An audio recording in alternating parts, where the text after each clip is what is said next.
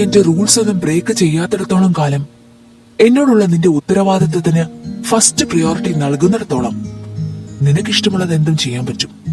അതിനൊരു തടസ്സവുമില്ല. റേ കൂട്ടിച്ചേർത്തു.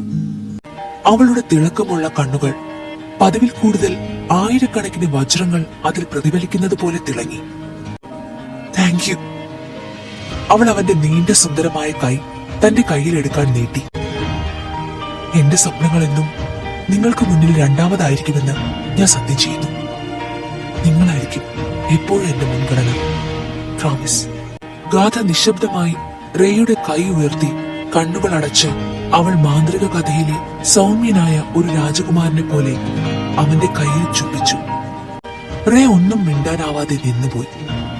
അവളുടെ ഇളം ചൂടുള്ള നനുത്ത അധരങ്ങൾ അവന്റെ കയ്യിൽ പതിച്ച നിമിഷം തനിക്ക് വൈദ്യുതാഘാതമേറ്റതായി അയാൾക്ക് തോന്നി. ഗാഥയുടെ ചുംബനത്തിൽ സ്വയം മറന്നു നിൽക്കുന്ന റേയെ കണ്ട് അല്പം മാറി നിന്ന് അവരെ വീക്ഷിക്കുന്ന കാർത്തിക്ക് ചിരി അടക്കാനായില്ല. അവൻ ശബ്ദം അടക്കിപ്പിടിച്ച് ചിരിച്ചു. സാധാരണ കഥകളിൽ രാജകുമാരന്മാരാണ് രാജകുമാരികൾക്ക് ഇങ്ങനെ ഒരു ചുംബനം നൽകുക. ഇവിടെ അത് നേരെ തിരിച്ചായെന്നേ ഉള്ളൂ.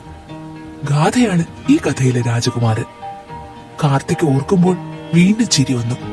അവൻ അവരെ തന്നെ നോക്കി നിന്നു. റേ എപ്പോഴും ഏതോ ലോകത്തെന്ന പോലെയാണ്. ഗാഥയാണേൽ സന്തോഷം പ്രകടിപ്പിക്കാൻ വഴിയറിയാതെ നിൽക്കുന്നവളെ പോലെ. അല്പം കഴിഞ്ഞ് ഗാഥ തിരിഞ്ഞു. അവളുടെ ചെയറിന് അടുത്തേക്ക് നടന്നു. അവളുടെ ചെയറിൽ ഇരിക്കാൻ ഒരുങ്ങിയപ്പോഴാണ് അവിടെ നിറഞ്ഞു നിന്ന അഗാധമായ നിശബ്ദത തകർത്ത് ഗ്ലാസ് താഴെ വീണ് പൊട്ടിത്തെറിക്കുന്ന വലിയ ശബ്ദം കേട്ടത്. ഗാഥയും റേയും പെട്ടെന്ന് ശബ്ദം വന്ന ഭാഗത്തേക്ക് തല തിരിച്ചു.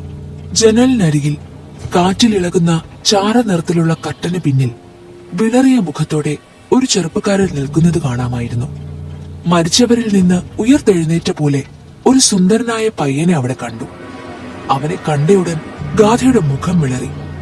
അവൾ പ്രേതത്തെ കണ്ടതുപോലെ ഭയന്നു.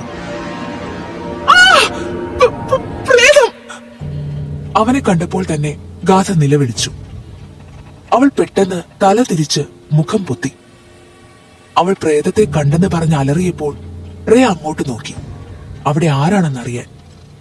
ഗാഥ നല്ലോണം ഭയന്നു.